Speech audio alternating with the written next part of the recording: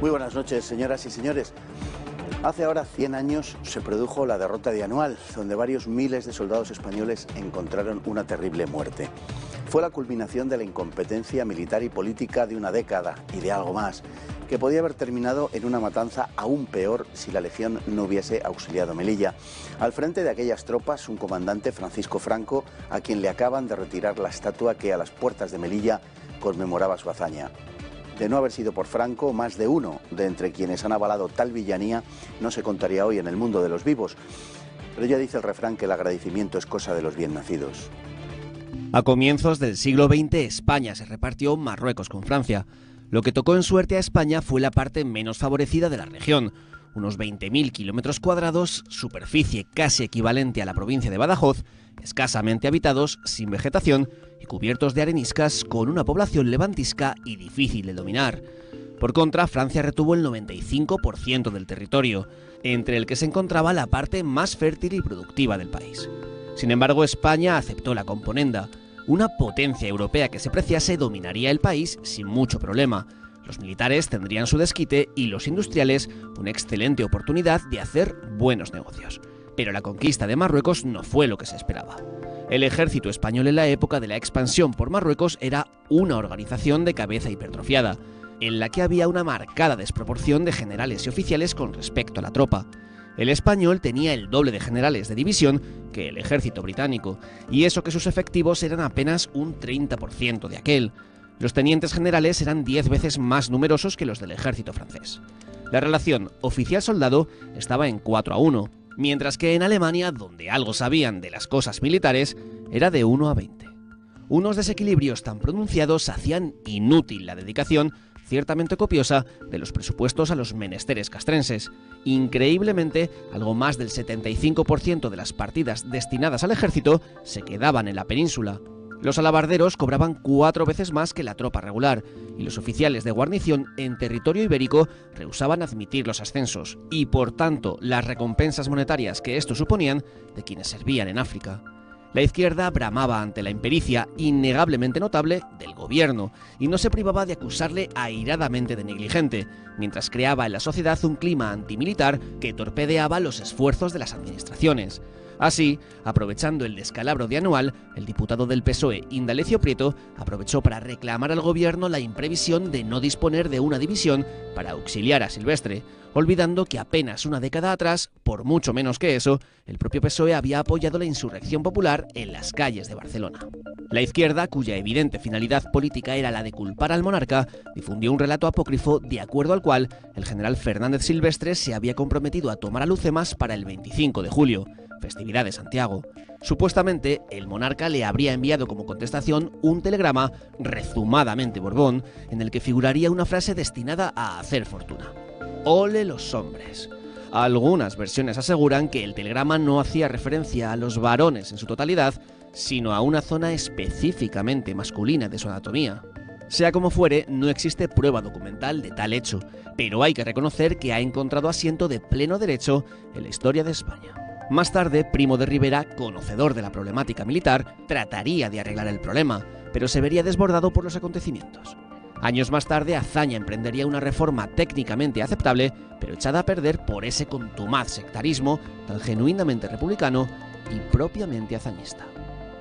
Don Pedro Fernández Barbadillo, muy buenas noches. Buenas noches. Bueno, es un tema peliagudo que nos conecta con toda la problemática militar del siglo, prácticamente sí, del siglo, algo más, que precedió al desastre Anual. Y es que esta cuestión militar de fondo empieza, grosso modo, con la Guerra de Independencia. Pues así es. Bueno, las sociedades del antiguo régimen, España, Francia, Inglaterra, no digamos, tenían ejércitos muy pequeños. Digamos, la vida militar era una parte de la vida general y solo eran permanentemente militares los oficiales y gente de la corte, que tenían sus destinos, entraban y salían del ejército en misiones, pero lo que podíamos decir, la tropa pues estaba muy poco tiempo, salvo en la Marina debido a su especialización, bueno, la Marina y algunos cuerpos también muy especializados como la artillería, pero salvo el caso de Prusia, que es una nación creada por el ejército, como dice el tópico, en las sociedades del antiguo régimen lo militar era muy poco importante en comparación con lo que pasa a lo largo del siglo XIX, bueno, pues la ideologización, la politización de la sociedad, de la revolución industrial. Y en el caso de España, es la guerra de la independencia la que sitúa lo militar en el centro de la sociedad y de la política. Además, aparte de todo el ejército que se moviliza para luchar contra la invasión francesa, es que luego suceden las guerras de independencia de América y ya cuando parecía que se había acabado, no, viene la carlistada que dura pues casi 8 años. Además, entonces, claro, se crea un cuerpo de oficiales, pues creo que llegó a haber más de 600 generales en España. Una cifra pues nunca vista. Y además, y luego, ¿qué haces con esa gente? Esa gente, pues, claro, crean un partido militar y quieren imponer también sus puntos de vista. Y no olvidemos que los partidos liberales, el moderado, el progresista, sobre todo van buscando espadones, sus militares, sus generales que les ayuden a llegar al poder y mantenerse en él. Bueno, todo el siglo XIX realmente es la historia, de otras cosas, pero desde el punto de vista militar, de una constante intromisión de los militares en la vida política, pero fundamentalmente porque los militares son llamados por los políticos para arreglar sus problemas de acceso al gobierno y, en fin, de consecución de influencias. Y hasta, en fin, la misma Restauración comienza así, pero es que todo el periodo anterior, ¿para qué hablar? Es que hay que insistir mucho en esto. O sea, los partidos liberales tenían tan poco arraigo en la sociedad que, claro, las dos únicas instituciones que existen, que quedan después de las desamortizaciones y otras medidas que van tomando los gobiernos liberales, las dos únicas instituciones, digo, son la corona y el ejército.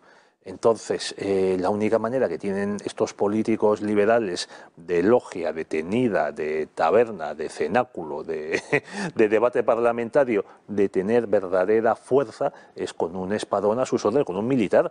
Son ellos los que llaman a los militares. Creo que esto se insiste poco.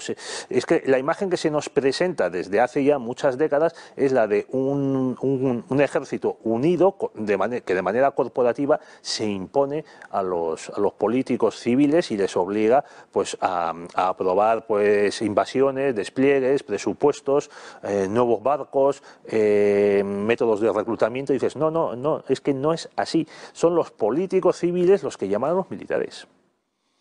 Así es. Mientras tanto existía una problemática específicamente militar que tiene que ver con la desproporción de generales y altos mandos con respecto al conjunto de la tropa. Esto pues durará hasta un siglo después, hasta la Segunda República, incluso con posterioridad.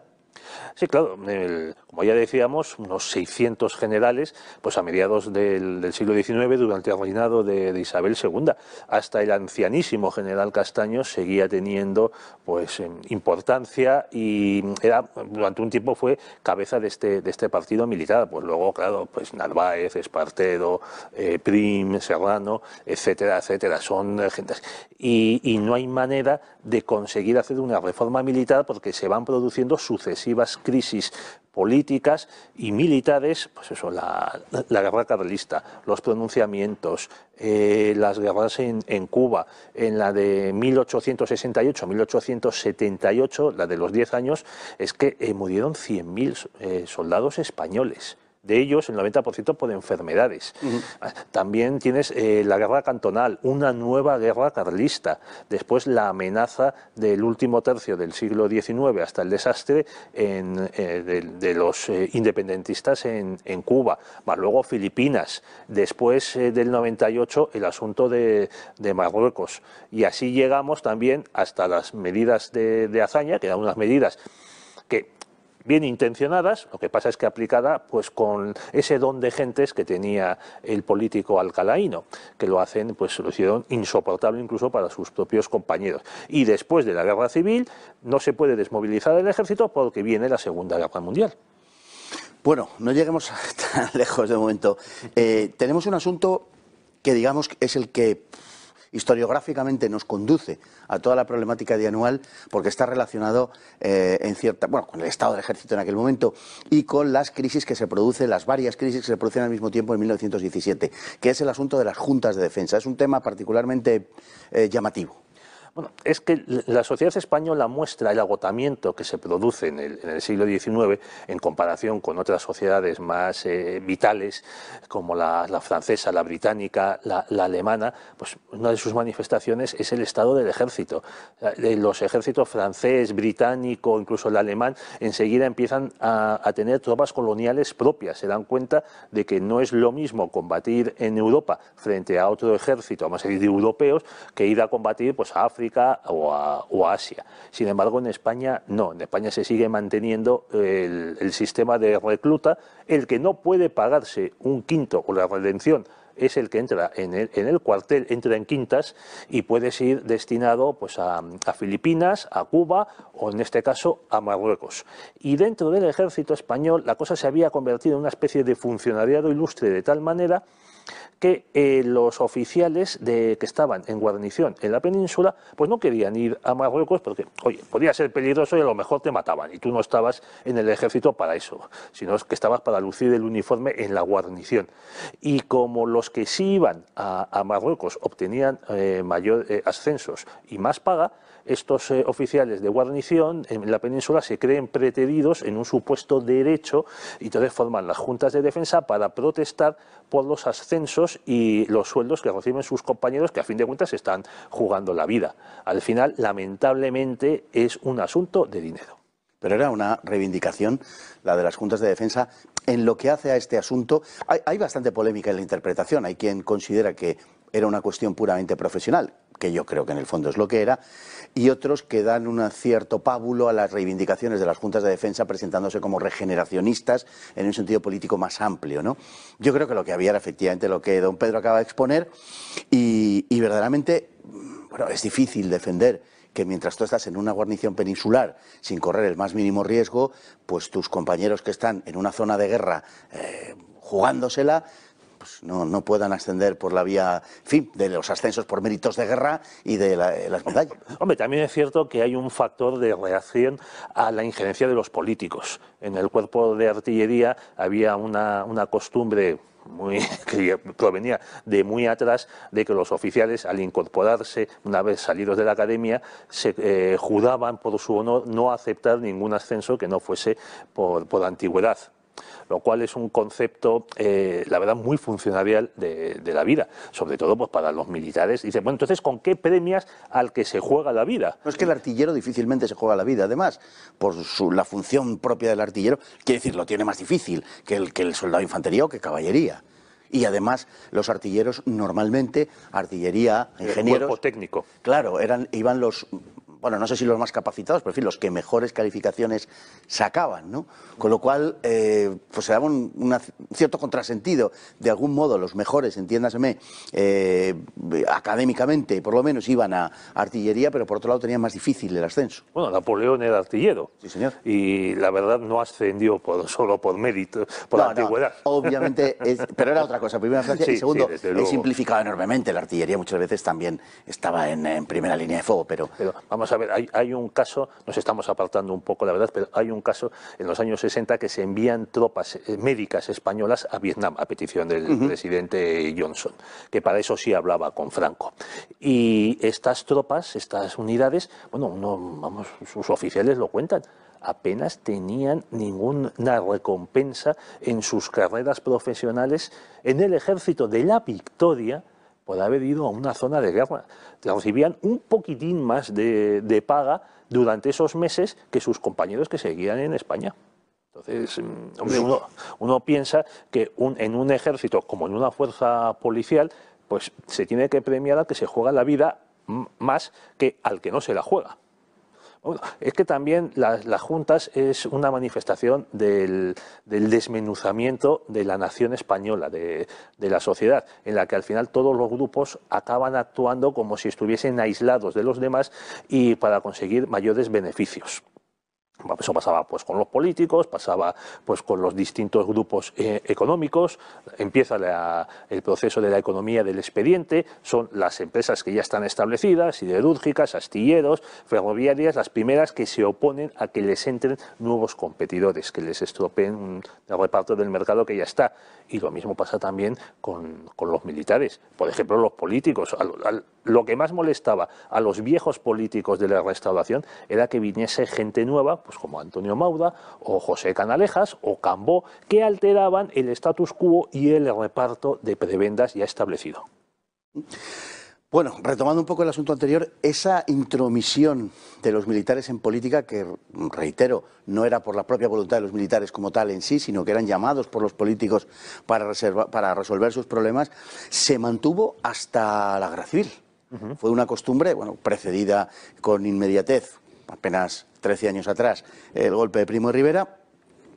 Luego hay otra intentona militar republicana, en diciembre de 1930, nos encontramos con la de julio del 36, y realmente quien cambiará el carácter del ejército con respecto en su relación con la sociedad civil será el franquismo, precisamente. Sí, menuda paradoja. Es un militar el que devuelve a los militares a los cuarteles.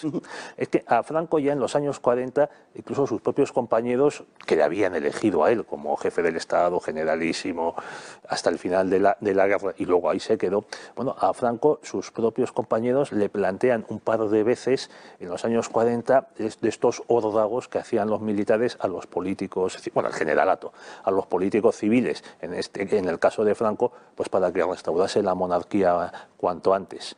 Y Franco les da una larga cambiada, les dice que ya se verá y que vayan saliendo en orden. Donde empieza el sometimiento de los generales españoles al poder político, y efectivamente los va anulando poco a poco, y al final, cuando se produce su muerte, la proclamación de Juan Carlos I y el proceso de transición, es cierto que los altos mandos militares son los más franquistas que ha habido, más en la mitología izquierdista, vamos a decir, los más ultraderechistas, los más reaccionarios, los más carcas, pero son también los más obedientes. O sea, por parte del ejército no hubo apenas ningún problema. Y si no hubiese habido un terrorismo de extrema izquierda como el que se sufrió a finales de los 70 y principios de los 80, no habrían dado ningún problema. Por ejemplo, el único gran alto militar que saca los pies del tiesto es Milans del Bosch, capitán general de Valencia, que moviliza sus tanques. Y cuando el rey Juan Carlos le ordena que devuelva los tanques a los cuarteles, lo hace. Todos obedecieron al rey aquel día, pero en fin, eso es otra cuestión. Don Pedro, nos vamos un momento a la hemeroteca y volvemos después de la publicidad para continuar con el asunto de Anual.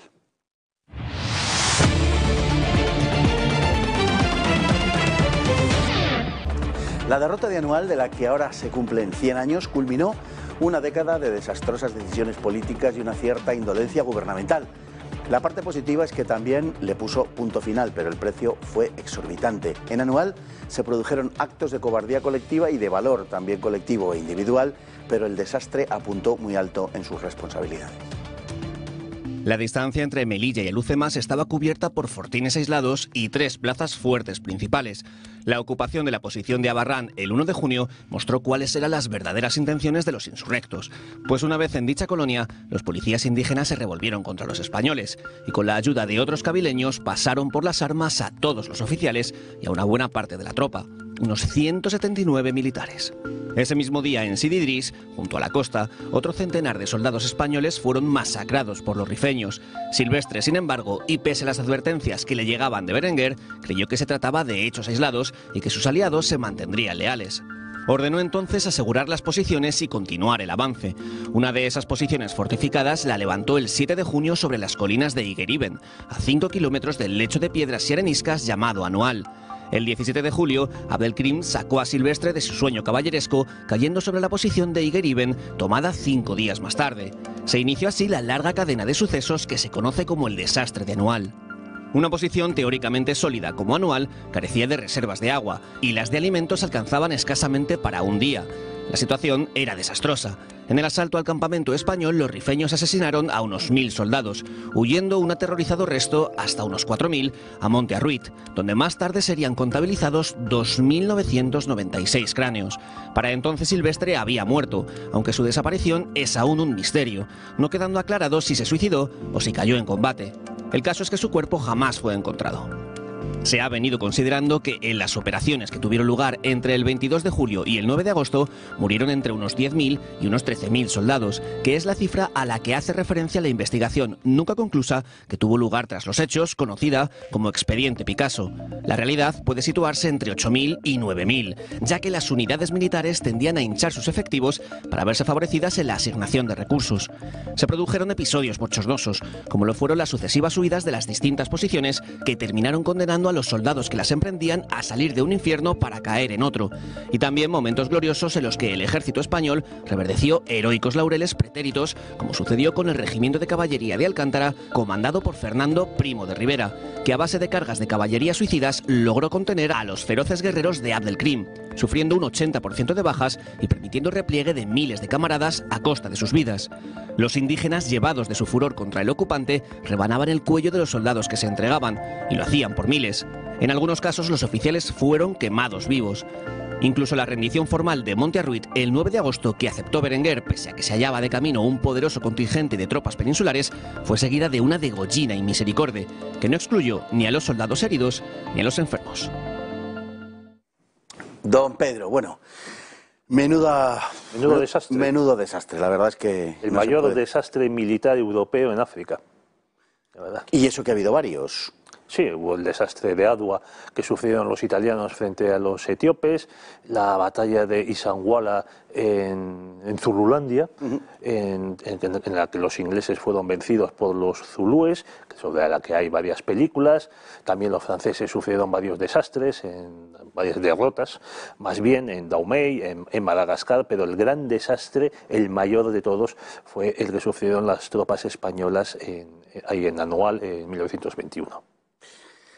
Bueno, todo comenzó con la traición de los policías indígenas, una cosa que no se esperaba, entre otras cosas porque España, según era la política entonces europea en las distintas colonias, tendía a apoyarse bastante en las fuerzas indígenas. Y en el caso español, además, por distintas razones, había una mayor cercanía de la que podía haber, en fin, tropas coloniales francesas o alemanas, por ejemplo. Bueno, todos los poderes coloniales tenían pues cipayos, askaris, spies, y además en el caso español, pues por la presencia en Ceuta, en Melilla, claro, en los Peñones, pues había mucho más contacto con esta gente.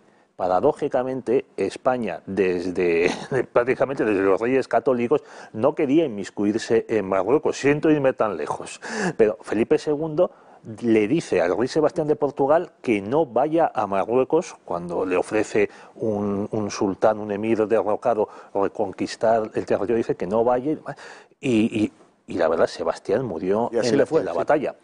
Y España va a Marruecos no por voluntad propia, sino forzada por una situación internacional a principios del siglo XX, antes de la Primera Guerra Mundial, en la que Marruecos se convierte en objeto de deseo de todas las potencias europeas, incluso de Estados Unidos. Hay una película que describe muy bien la situación de caos del imperio jerifano, que es El viento y el león, interpretada por Sean Connery.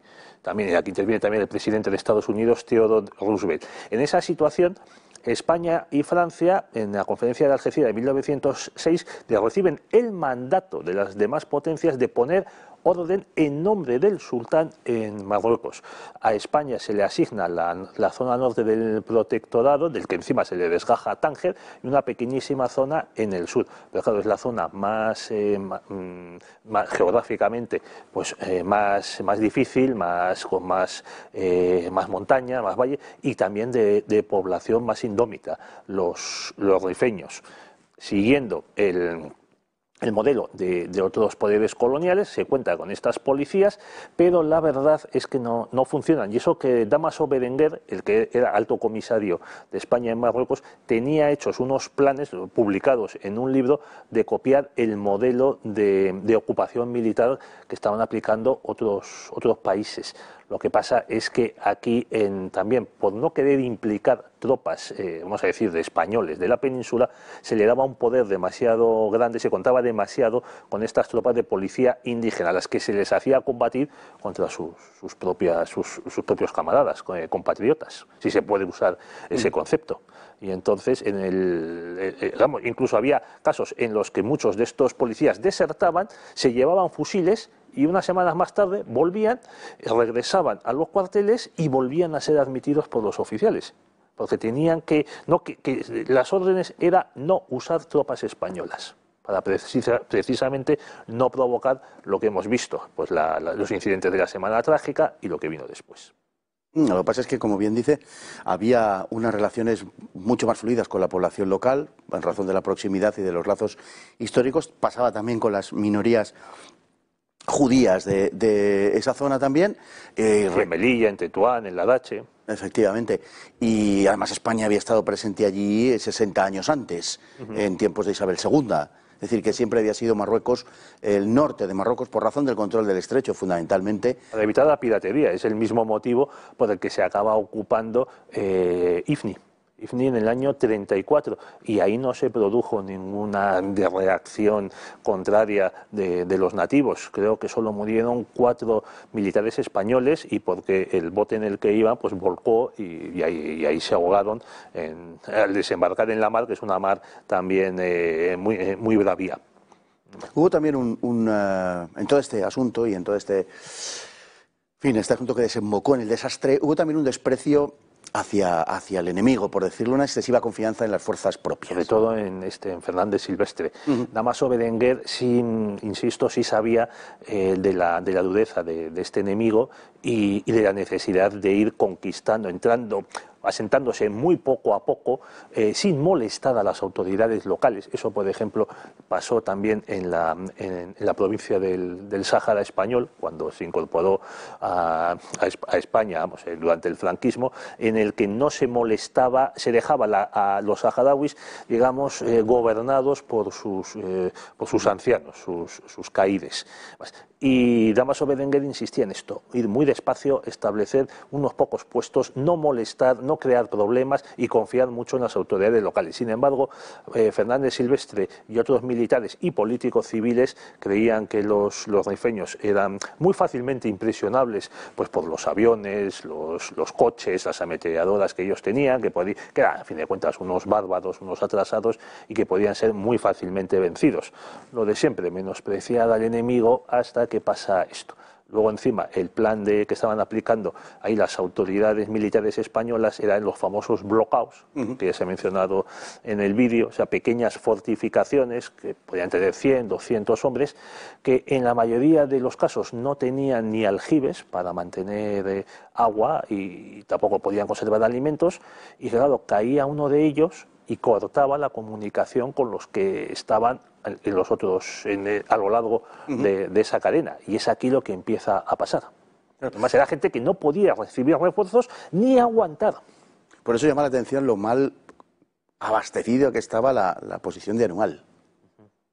Fue una situación que se produjo también por esa razón, es decir, porque al final no se dieron cuenta de cuál era la realidad del dispositivo defensivo español. Los propios españoles, digo. Es que se consideraba que en la zona de Alhucemas ahí era el centro de las cabilas. La zona española pues estaba poblada por unas 20 y tantas cabilas, tribus, para entenderlo. Entonces el plan de Fernández Silvestre era ir desde Melilla hasta Alhucemas y ahí vencer a los rifeños. En este camino se iban construyendo estos blockouts, estos fortines, y hasta que llegamos a la zona de Anual. Anual está como a 80 kilómetros de Melilla. Es ahí donde se le rebelan los rifeños. Es que es lo que hemos visto posteriormente, por ejemplo, en el duelo del Afrika Korps contra los ingleses. Cuantas más largas son tus líneas de abastecimiento, más débil eres y más fácil es que el enemigo te venza. Y así estuvieron moviéndose de un extremo a otro entre Libia y Egipto, pues varias veces, hasta que desembarcan los americanos precisamente en Marruecos y en Argelia. La guerra de África acaba cuando en 1925 las tropas españolas consiguen hacer el famoso desembarco de Alhucemas, en el que intervienen pues, 2 militares españoles que tanto pesaron luego en la política española, que son Francisco Franco y Luis Carrero Blanco. Efectivamente. Bueno, el resultado fue tremendo porque verdaderamente la matanza ha sido descrita en numerosas ocasiones, fue auténticamente horrorosa. Sí, había mucho periodista en Marruecos, en Melilla, y claro, recibieron los testimonios de la gente que venía huyendo, despavorida, y luego también hubo algún otro periodista, Luis Oteiza, que consiguió que le entrevistase, le concediese una entrevista a Abdelkrim. También estuvo este empresario bilbaíno, amigo de Indalecio Prieto, Horacio Echevarrieta, a rescatar a los oficiales supervivientes. Se reconquistaron bloqueos, se hicieron fotografías, hubo testimonios que recogió Juan Picasso para su informe. O sea, y lo que se cuenta, sin ninguna exageración, es espantoso. O sea, fue una venganza muy cruel por parte de los rifeños, que, hombre, si se quiere buscar una comparación, pues vamos, los rifeños dieron a los militares españoles un trato parecido al que los civiles españoles daban a las tropas francesas. Es cierto que los españoles no se portaron tan mal como los franceses en España, pero el propio Abdelkrim, que estuvo a sueldo de la administración española y por tanto conocía muy bien a los españoles, él decía que parte del odio que tenían los rifeños hacia los españoles era por el desprecio con el que habían sido tratados por parte de muchos españoles. Bueno, tenemos a partir de ahí que se produce una matanza verdaderamente espantosa. Se calcula que es algo menos de lo que originalmente se había dicho, que podría estar entre 8 y 9.000 soldados. Bueno, de todas maneras, unas cifras descomunales. El informe de Picasso hablaba pues, de 13.000, casi 14.000 bajas, tanto de españoles como de marroquíes a sueldo de España. Y entre los españoles casi unos 13.000.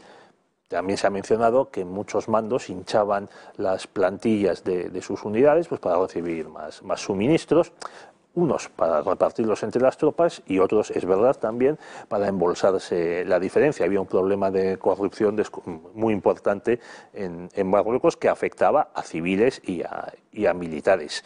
El asunto claro, provoca una crisis política enorme en España, porque encima republicanos y socialistas lo quieren convertir en un caso contra la monarquía y claro, el gobierno encarga la investigación del informe Picasso, que quería alcanzar al alto comisario Dámaso Berenguer, pero al principio, bueno, primero se le dice que no investiga a Dámaso Berenguer porque eso supondría pasar a la faceta política y quizás llegar a la monarquía, luego se le acaba autorizando.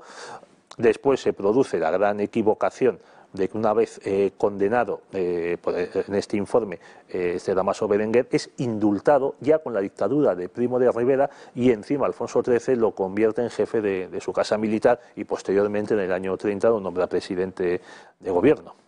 Se han arrojado muchas sombras sobre el expediente Picasso, sobre la propia labor de Picasso, cómo se le impidió llevarla a cabo. Bueno, hay que decir que es, por cierto, familiar del célebre pintor malagueño, tío abuelo, si no recuerdo mal. Bueno, el expediente existe, el expediente está en el Archivo Histórico Nacional ya desde hace 30 años o cosas así, y se puede consultar a través de Internet, quiero decir, no es nada... Es un misterio. Misterioso, efectivamente.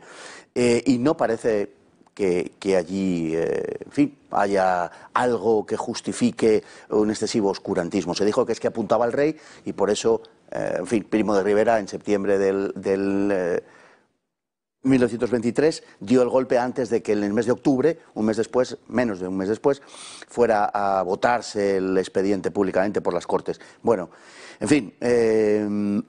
parece un poco exagerado todo esto. Yo he llegado a leer que Primo de Rivera da el golpe en connivencia con Alfonso XIII para que no se haga público el informe.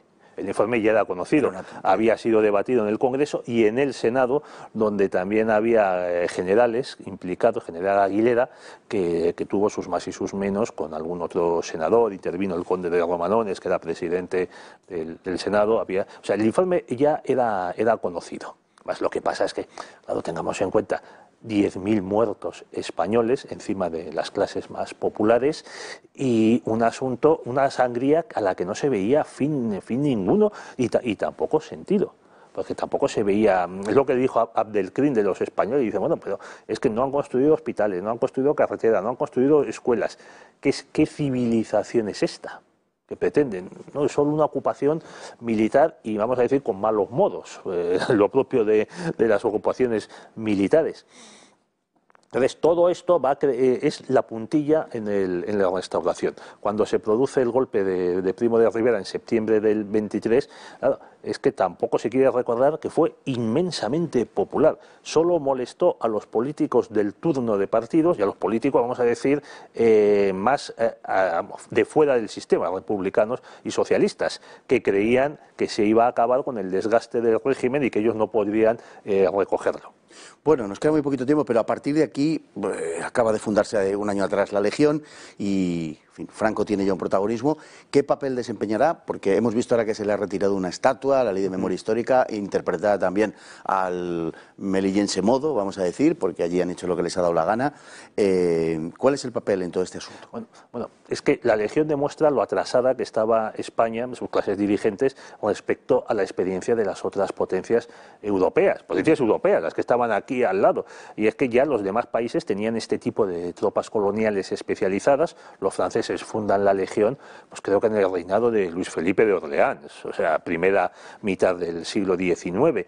Entonces, Millán Astray tiene la idea de fundar esta legión precisamente para que no vayan al combate, no sean tropa de choque, pues los quintos españoles, los chiquitos que iban a cumplir el servicio militar y les tocaba, por mala suerte o por falta de dinero, estar en Marruecos.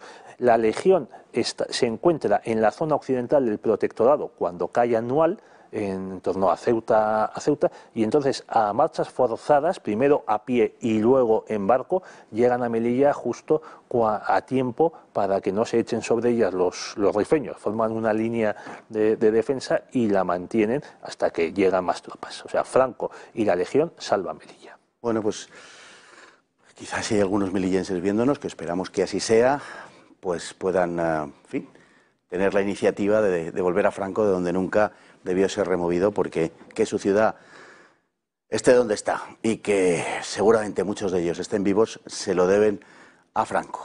Muchísimas gracias, don Pedro Fernández Barbadillo. ¿Cómo no? Un placer, y nosotros nos vamos con la frase de la noche. Si aprendes de la derrota, no has sido completamente derrotado. Sí, claro. Muy buenas noches.